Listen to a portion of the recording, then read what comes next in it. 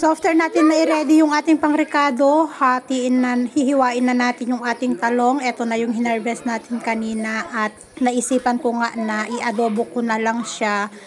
Kasi kapag pinakbet ko to, nakasama yung okra, baka hindi kainin nung isa. Kaya ipakbet na lang natin kasi i-adobo pala natin kasi may mas chance na kakainin ni Asis ang adobo kaysa pakbet. At syempre, hindi lang ito ang lulutuin ko guys. Magluluto din ako ng patatas na may cauliflower para sa konting sabaw para may pagkain ang mga bata. Kasi hindi ako sure kung si Asher ay kakain ito, lalo si Tonton. So magluluto pa rin ako ng ibang ulam. So i-ready lang natin lahat. At nakita nyo naman, medyo may uod-uod ang ating talong. Gawa ng hindi na anuhan to. Hindi siya na isprayan ng kahit na ano, kaya may mga uod-uod sa loob. Hindi pa naman siya totally malalaking uod. Kumbaga may itim-itim na kasi siya, kaya kailangan nating tanggalin. So wala na, hindi na pare-pareho yung hati ng ating talong kasi nga kailangan nating tanggalin yung may mga damage. So, ayun guys, keep on watching sa aking cooking show.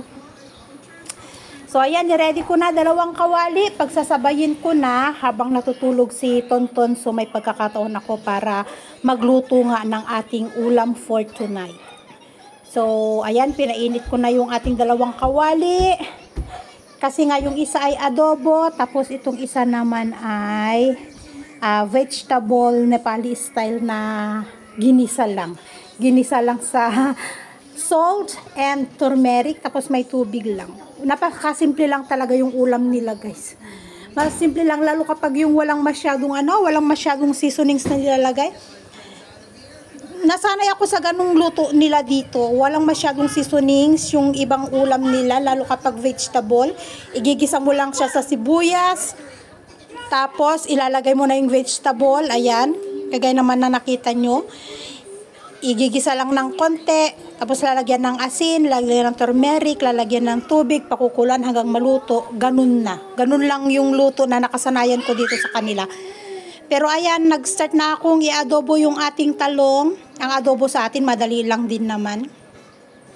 Nilagyan ko na yan ng salt, ng toyo, nilagyan ko na rin ng nilagyan ko ng konting oyster sauce para medyo may konting tamis-tamis yung adobo natin. Tapos nilagyan ko na rin ng suka. Ayan, pakuluan lang natin ng konti and okay na. So tatakpan natin. Ito, yung sa isang vegetable natin ay nilagyan ko na rin ng tubig, tapos tinakpan na. So, after siguro 5 minutes or more than, ayan, chinek ko. Kasi natuyuan na yung ating adobo. Kaya okay na to. Ang alam ko okay na to kasi kaya nakikita nyo wala na siyang sabaw. Natuyuan na siya, tapos lang tutay na rin yung ating talong. Luto na yung talong natin, kaya okay na. Ayan. Konting halo-halo para hindi masunog yung ating adobong talong. Ang alam ko okay na talaga to. Tagal kong ihalo, no. Durog na yung talong. Inayos ko kasi. Yan. Okay na siya. Next. Ito na lang natira kasi yung patatas natin ay medyo matagal.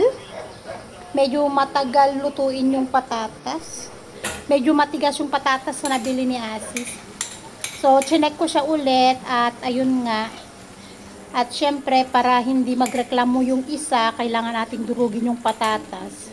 Yung durug na parang lulunukin na lang. Ganun si Asis magluto. Ayaw niya na yung patatas buo-buo. Kaya minsan naiinis ako.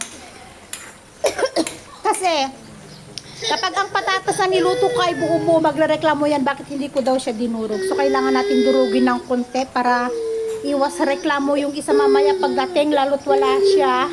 Pumunta siya ng Bharatpur, may inihatid siya na pasahero sa hospital. So, konting durug-durug lang to guys, and okay na rin to. Actually, luto na to. So, yan. Keep on watching everyone. Thank you for watching.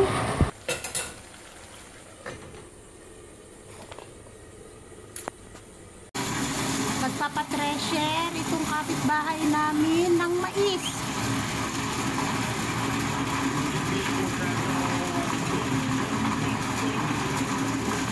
Yung patresher ng mais at saka patresher ng palay, iisa, no? Parang yan din yung pang-treasure ng palay, ah. Tapos pang-treasure din nila ng mais.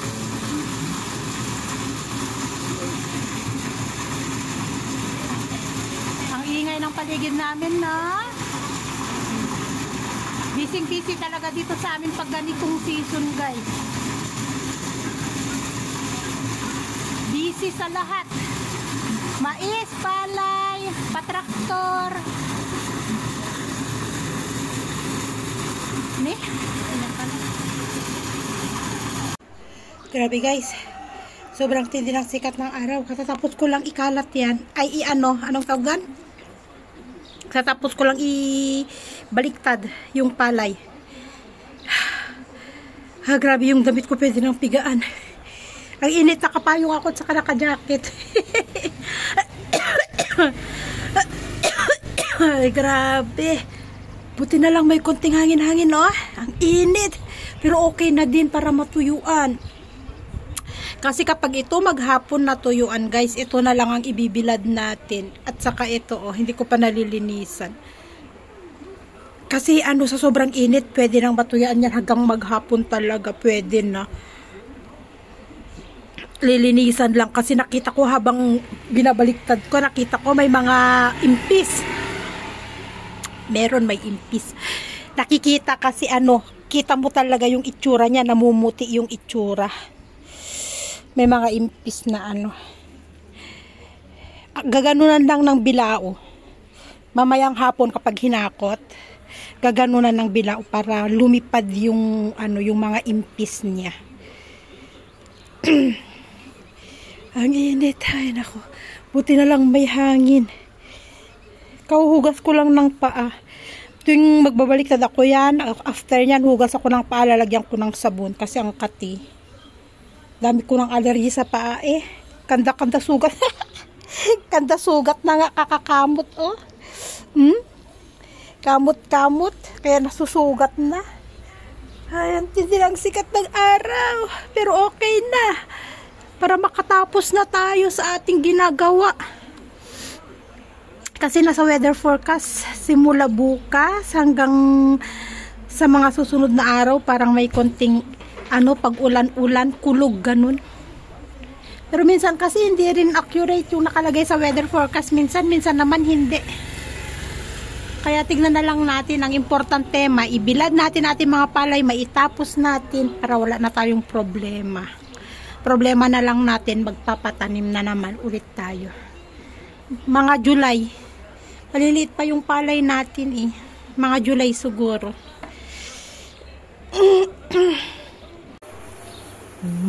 You can see Papa there. Ha? You can see Papa. Yan. Halo-halo ulit. What? Dry? Not check? Basa pa daw sa ilalim.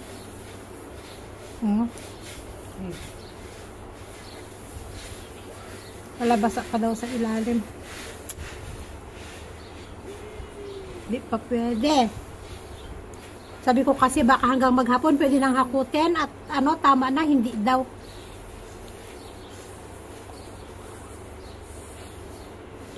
Basa pa sa ilalim nung trapal.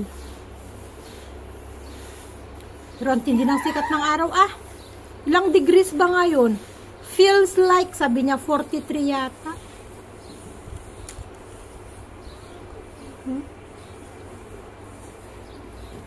Ako maghahalo dyan ay naka-jacket.